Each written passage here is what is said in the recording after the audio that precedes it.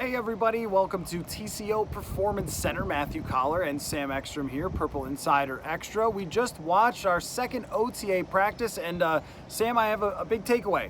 It's kind of ugly. It was kind of a mess out there. The Vikings did a lot of situational stuff today where they were supposed to score touchdowns in the red zone, but they had a lot of struggles, and there were also 4 different interceptions in the less than 1 hour of actual football that we watched. I'm hitting the panic button, of course, Sam. Yeah, get the narratives ready that the defense is ahead of the offense at this stage, because that's what it looked like today. I think we saw like 1 or 2 touchdowns scored on their goal line drills out of, 10 or 15 reps. It seemed like the quarterbacks were scrambling for their lives, which I guess is a credit to the secondary. We had interceptions from, and let me consult my notebook, Harrison Hand, Ryan Connolly, Mackenzie Alexander, and Josh Metellus, 2 of which were against Kirk Cousins. And hey, Harrison Hand, interceptions in back-to-back weeks. He got first-team reps today with Chris Boyd as well, because there was no Patrick Peterson, and Cameron Dantzler was here but wasn't doing anything in team drills. Well, I was going to bring up Harrison Hand, that I think that he's setting himself up to be somewhat of an interesting guy for training camp. I mean, they haven't gone out and gotten a free agent corner yet. We have sort of expected them to do so, but if they like what they've seen from Harrison Hand here, maybe they won't go out and get that extra veteran. I mean, it's a lot to ask to watch OTA practices and then say, okay, he's all set, he's good. But I think what we saw last year in limited duty, it wouldn't be a huge surprise if he took like a next step here this year, and maybe we're seeing a little bit of it so far in OTAs. Yeah, and if I recall, I think he got hurt maybe in that Green Bay game last year where he was starting to look okay, and if he doesn't get hurt, hey, maybe they don't need to play Chris Jones. Maybe Harrison Hand is the one who gets those reps. They obviously have a little bit of confidence in him right now, putting him with the ones in OTAs, and he's made plays. So I think we can at least maybe believe that there's a plan here, that if they don't sign a veteran, they do trust their depth with Boyd and Hand, and I don't know who's beyond that, but I think that there could be a little second-year leap going on. Well, what we can say, though, is that if we were going to watch the wide receiver 3 battle, there hasn't been much of a battle. I mean, Chad Beebe has been out there, BC Johnson has gotten some reps, but no one has started to emerge just yet. And normally, if we're going to see that, we start to see it a little bit more in minicamp, where there's more 11-on-11s. We get to watch 3 practices in a row. But from what we've seen, there hasn't been anybody who has stood out, and the only play that I noticed with smith-marsette today was a deep ball from Kellen Mond, which was beautiful on his throw. We'll get to that in a second, but it went right off Smith-Marsette's hands and was intercepted. So there isn't much that we can really say about these wide receivers, and that would be a position where I think they might watch these guys and say, okay, we do have to bring in a veteran here. Too early to make any great declarations, but one guy that caught my eye just a little bit was KJ Osborne. Kind of the forgotten man in all this. Yeah, for sure. He was not good as a punt returner last year, and they didn't even want to use him as a receiver, it seemed like, so we kind of forgot about him, but they used him a decent amount today with the 2s. He made some nice plays. He caught a touchdown pass during red zone.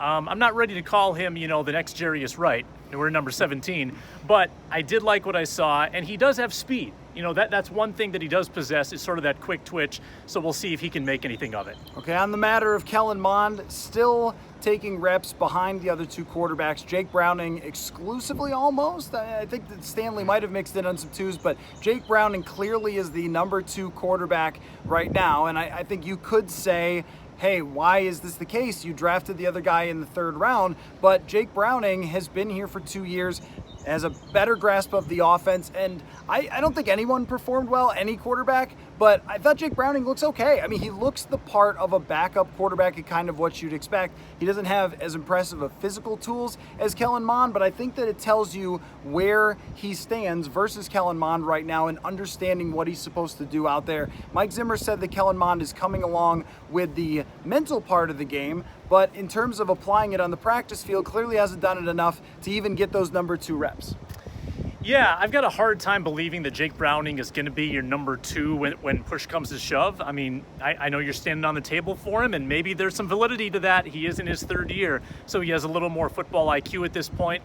But Kellen Mond did show us a pretty nice kind of effortless fade down the sideline today that bounced off of Smith-Marsette's hands. Hasn't gotten many opportunities to show that arm. I'd really like to see him mix in with the 2s just to get a little bit more work and see if he has the capability to make these throws in pretty low duress situations. There's not a lot of pass rush.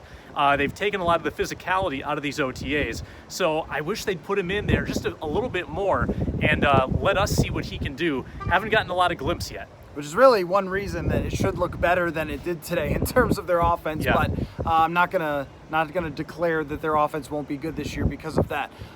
So Christian Darrisaw not here today because of a groin strain. And again, this is nothing to panic about, but him not being out there, we still saw Rashad Hill, we still saw Dakota Dozier in the lineup. I asked Mike Zimmer about it today, and he said more or less, look, it's a really tough transition, and these guys are going to have to earn it. But he did throw in a little hint. He said sometimes it has to be trial by fire. So if you were super upset that the rookies, and I know you were, that the rookies did not get the immediate first team reps, I think Zimmer just left the door open for Christian Darrisaw and Wyatt Davis to still be their starters if they prove it in training camp, if they prove it in preseason games, which we have this year. Yeah, 3 of them. And I guess we shouldn't be surprised if the rookies are still with the backups through this kind of spring practice schedule. It might not happen until training camp that they get that promotion. That's kind of how this team has operated in the past.